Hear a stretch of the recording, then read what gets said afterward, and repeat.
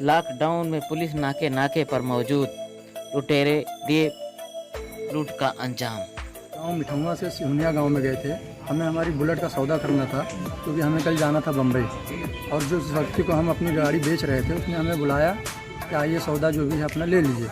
वहाँ हम गए, उसे गाड़ी उसको हमने सौंपा और हमसे 1 लाख रुपया हमने डील किया था। वो अपने जेब में रख के वहाँ से हम अपनी गाड़ी से निकले। जैसे ही हम थोड़ी सी दूरी पे गए, वहाँ पर करीब 18-20 आदमी लोग, उसमें से एक आदमी रिवॉल्वर लिए मेरी कनपट्टी पे आके गाड़ी पे लगा के बोलता उतर मेरा। जैसे ही नीचे उतरे तो जेब में हाथ डाल के पैसा छीन लिया।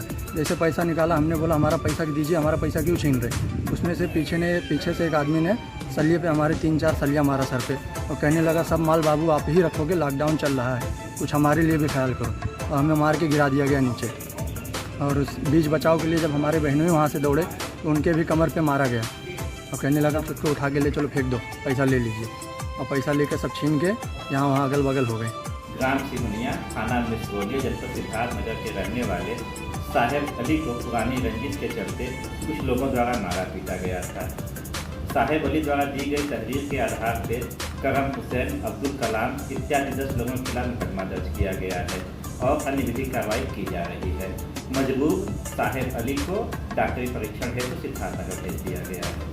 अन्य आवश्यक कार्रवाई थाना क्षेत्र खिसरहा के अंतर्गत संदिग्ध व्यक्तियों के तलाशी के दौरान पुलिस ने किया गिरफ्तार। गिरफ्तार किए गए व्यक्ति के पास से एक रिवॉल्वर और एक स्कूटी बरामद की। इस मामले का खुलासा पुलिस अधीक्षक ढुल ने किया।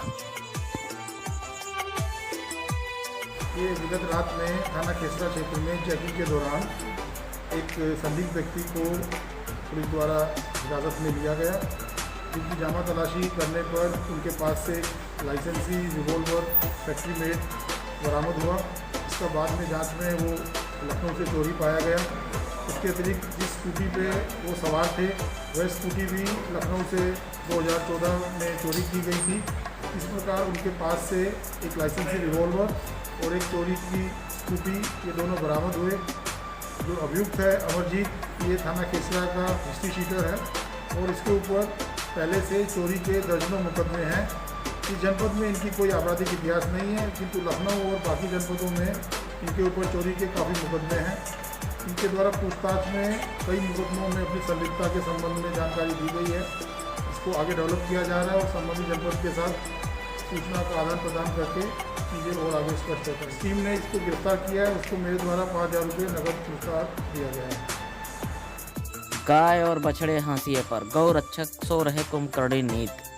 जहां योगी सरकार का फरमान रहा कि गौ रक्षक प्रत्येक जिले में जो है उसकी रक्षा और देखभाल के लिए जो है लगे रहे, लेकिन उनके फरमानों का केवल मात्र हवाई पालन हो रहा है।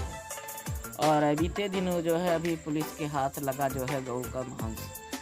इससे ये प्रतीत होता है कि इसके पूर्व जो गायें सड़कों पर दिखाई दे रही थी वो तस्करों के हाथ लग करके और कहीं विदेशों में सेल तो नहीं कर दिया गया, या जो गाय के मांस बरामद किए गए हैं और क्या उन्हें जो है उनके मांसों की सप्लाई तो नहीं की जा रही है।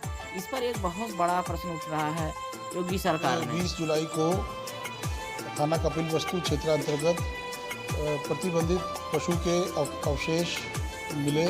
इसमें ग्रामीण की सूचना पर तुरंत पुलिस द्वारा मौके पर पहुंचकर घटना का संज्ञान लिया गया और सुसंगत धाराओं में कपिल वस्तु थाने पर मुकदमा दर्ज किया गया। इसमें एक व्यक्ति को शक के आधार पर नामजद किया गया और एक व्यक्ति को अज्ञात में बताया गया। पुलिस द्वारा पूरी मेहनत के साथ काम करते हुए और SWAT टीम और हमारे स्थानीय पुलिस की टीम के संयुक्त प्रयासों से हमारे द्वारा जो मुलजिम था उसको ट्रेस किया गया, उसके बारे में जानकारी हासिल की गई और मुखबिर की मदद से, ह्यूमन इंटेलिजेंस की मदद से हम अपना चेकिंग अभियान चला रहे थे कि सूचना मिली कि वह व्यक्ति भागने के फिराक में है और मोटरसाइकिल पे 2 व्यक्ति आए। पुलिस को देख के उन्होंने पुलिस के ऊपर फायर किया। पुलिस ने भी आत्मरक्षा जवाबी फायर किया, जिसमें एक व्यक्ति जो मेन एक्यूज़ है हमारा रुबाब, उसके पैर में गोली लगी। मौके पे ही दोनों एक्यूज़ को गिरफ्तार कर लिया गया है। उनके कब्जे से हमारे को ऐसे एविडेंस मिले हैं जो कि उनकी घटना में उनकी संलिप्तता को बियॉन्ड डाउट प्रूव कर रहे हैं। उनसे पूछताछ जारी है। इसके पूर्व में भी उनका आपराधिक इतिहास है। एक अभियुक्त द्वारा बताया गया कि वह कपिल वस्तु नेपाल डिस्ट्रिक्ट से भी मोटरसाइकिल चोरी में जेल गया है। उनके आपराधिक इतिहास के बारे में आसपास के ज़िलों से और बाकी थानों से भी सूचना संकलित कराई जा रही। उनके पास से एक कंट्री मेड पिस्टल और 312 बोर और जो 2 दगे हुए कारतूस, उसके अतिरिक्त जो एक मोटरसाइकिल जो उन्होंने क्राइम में यूज़ किया था और एक चाकू जिससे उन्होंने अपने क्राइम को अंजाम दिया।